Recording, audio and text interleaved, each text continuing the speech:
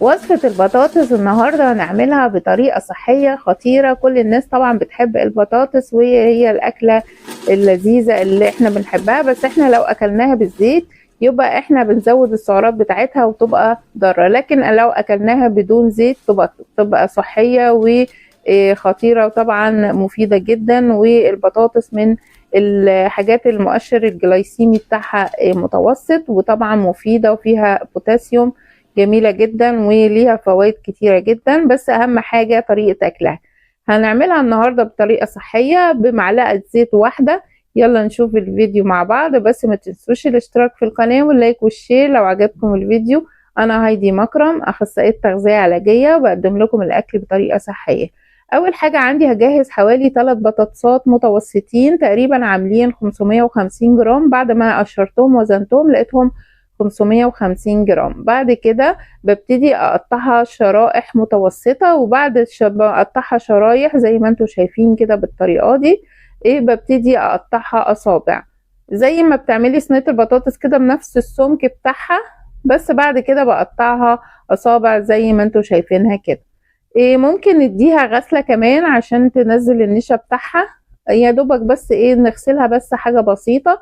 بعد كده بجهز حلة وفيها مية وبديها سلقة يا دوبك دقيقتين بالظبط تغلي. يعني بعد ما احطها في المية كده، انا كنت مسخنة المية قبل كده وبعدين حطيت فيها البطاطس، اول ما بدت تغلي عدي دقيقتين بالظبط وشيليها علشان ما تتهلاش منك.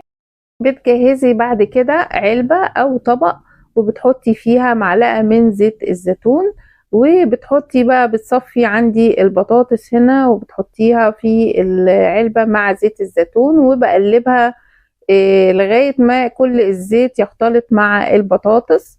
بجهز بقى عندي طريقتين، ممكن تحطيها في الفرن هتاخد معاكي مثلا ساعة الا ربع، او ممكن لو عندك اير فراير دي بقى اللي تحفة وبتخلي طعمها خطير وتطلع مقرمشة. هتظبطي هنا درجة الحرارة على 200، بتحطيها طبعا في الاير فراير.